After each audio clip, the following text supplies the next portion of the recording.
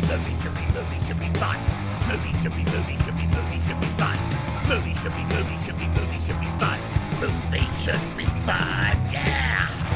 Hello, movie fans, and welcome to my first Versus video. In this, I'm gonna take one film and I'm gonna verse it against another film. It's not just gonna be any two films, it's gonna be two films that relate to each other. They're maybe both the second of a series, or they both have a similar premise, or they might be a remake of each other. That kind of idea. See how they stack up against each other. Today, I've really taken a bullet for all of you. I've taken a painful bullet. The t-shirt is a bit of a giveaway. I watched two films. Two very different Batman films. I watched Batman and Robin, and I watched Batman v Superman. Oh boy. I didn't have particularly fond memories of Batman and Robin. I kind of enjoyed it at the cinema when I saw it. I was a child. I wasn't particularly impressed, but you know, I was a kid. I was like, okay, it's Batman. Yeah, I liked it. I was a sort of young teenager. Batman v Superman, on the other hand, I saw relatively close to when it came out, and I absolutely hated it. I thought it was terrible. Batman and Robin, on rewatches since, there's probably only been a couple, including this one, I thought was terrible too. So I am taking a terrible Batman film and a terrible Batman film and weighing them up against each other. This is going to be good fun. Bat fans! Let's start with Batman and Robin. So, positives. I like the music. It's the same sort of music and cues as Batman Forever. I quite like those. They're different from the sort of Tim Burton too, but they're kind of cool. If you remove the nipples and the silver ones from the end, the Batman and Robin suits, they're cool enough. I quite like them.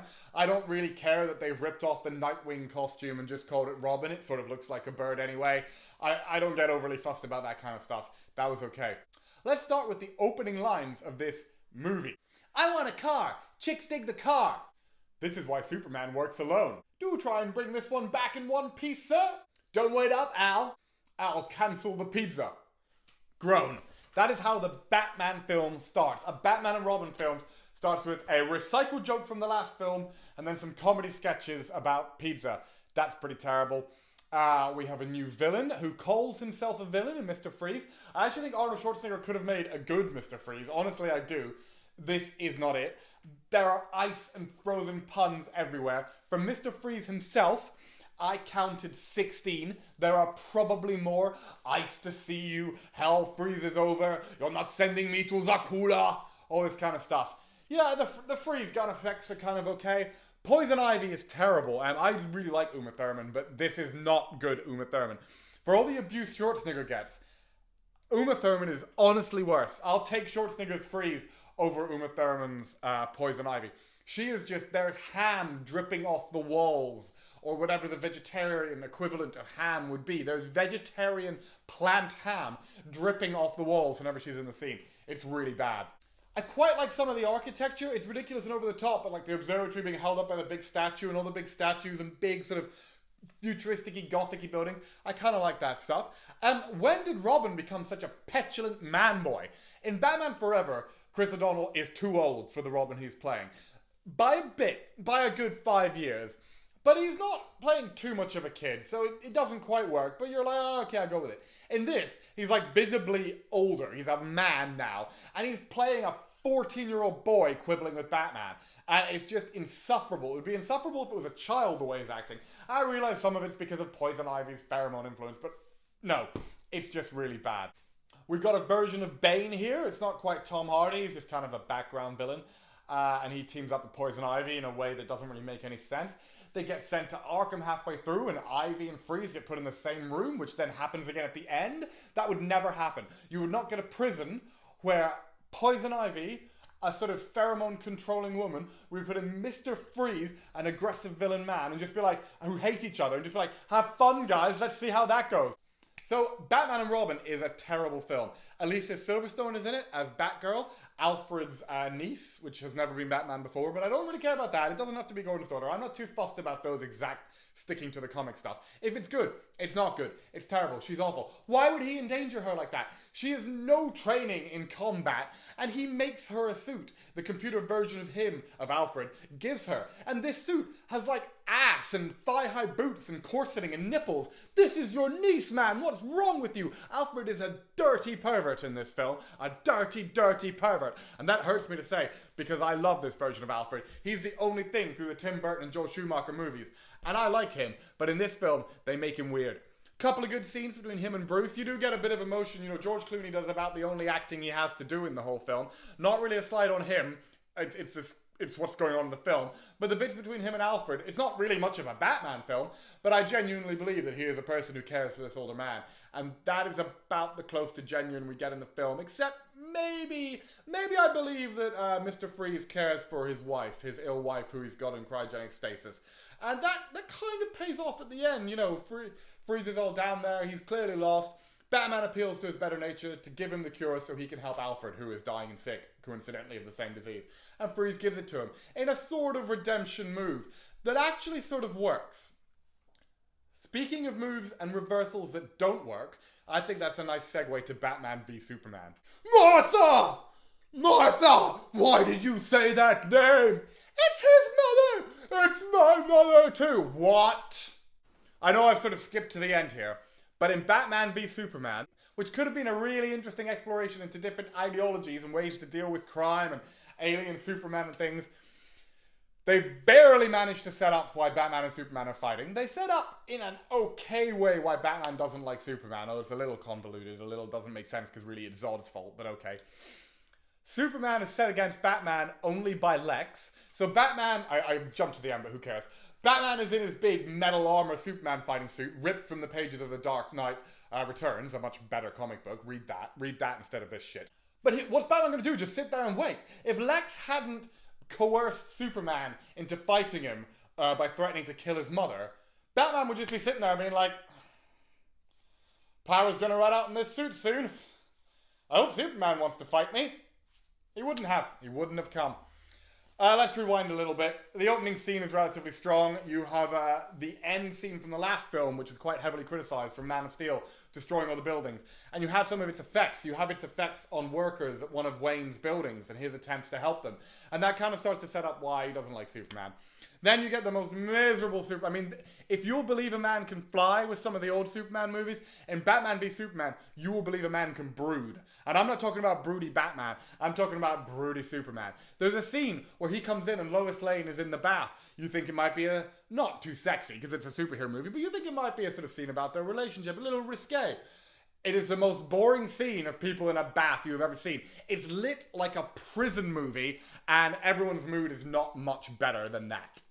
Lex Luthor, I'll be honest here, in the trailers, I didn't mind the difference of the portrayal of Lex. I thought it might be interesting. It wasn't, it's really annoying. He's like, I'm everywhere, I'm Lex Luthor, I'm Lex Luthor, ah! Shut up! Shut up, you annoying little dweeb! Oh, no, Lex Luthor. That scene where they're at the dinner party and Clark Kent and Bruce Wayne meet each other. The two of them meeting is okay. And then Lex Luthor comes along and says things like, oh, the two of you meeting, finally. And he shakes Clark's hand and he goes, oh, that's a firm handshake. You do not want to get in a fight with that man. I mean, this film is trailer moments. Zack Snyder directs in visual trailer moments and audio trailer moments. And all these trailer movements have been shoved together. I said trailer movements there, but you know what? Movement isn't a bad description for this film. They're all shoved together into one film, which is just ludicrously awful and far too long. No, I did not watch the extended cut, which is apparently better, because this film is so long and boring and dull. There's no way making it longer could make it better. If there are better scenes in the extended cut, fair enough, put them in, cut out all the other stuff. I mean, the dream sequence with Batman. Okay, it looks kind of cool, but the only reason it's in there is because it looks kind of cool, because he's got a cool fatigue sort of desert outfit on. You know, he dreams in comic book references and, you know, Easter eggs for fans. And then the Flash showing up to give him a vital message which helps him solve the problem. But it's still a dream because he wakes up. Oh. You know, at least Batman and Robin is clearly meant to be a camp kids film. You know, they've removed themselves from the Tim Burton and they're just going silly. And it doesn't work. They didn't get what they were going for. But it has funny moments, not on purpose, but you know, you can kind of get through it by laughing at how silly it is, and the bright colors, and the back credit cards, and the nipples. Batman v Superman is supposed to deal with issues and be adult and grown up. And it's just so dull and boring. And at the end, so yeah, you build it all up, they have a big fight. Okay, that could have been kind of cool. But instead they have the Martha moment, and then we get a big computer graphic monster that Lex has created in case his Batman versus Superman plan doesn't quite work, that he creates out of dead General Zod in his own blood, who then has a fight, so that's why we get to bring Wonder Woman in, and it's just like, oh, okay, why? A lot of people said that Gal Gadot was really good in this as Wonder Woman. I'm not saying she was bad, but she's hardly in it. She just doesn't make it worse. I think people are clinging at straws. A bit like the Batman warehouse scene, the fight scene that everyone's like, well, that is at least the best Batman combat scene we've ever seen on screen. I don't think it is. I think Nolan did much better in several of his. Yeah, it's a good scene because it's not all just computer graphic madness, but we're really clutching at straws. It's like 2 or 3 minutes out of a well over 2-hour film in which Batman does some kind of cool stuff.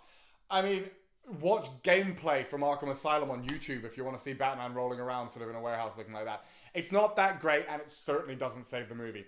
Affleck's Batman and Bruce Wayne, it's okay. I think Affleck could be a good Batman and Bruce Wayne. He's not really given the chance to here.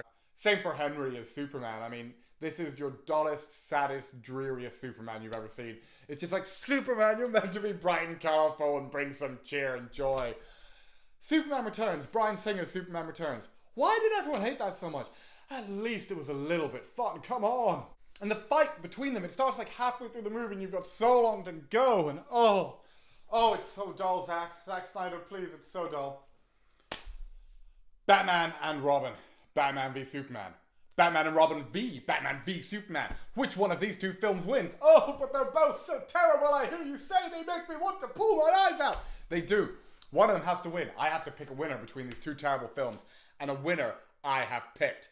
Batman and Robin wins. What? Why? How can you say that? It doesn't have the cool metal suit and the fighting and the bashing. It's got stupid Mr. Freeze.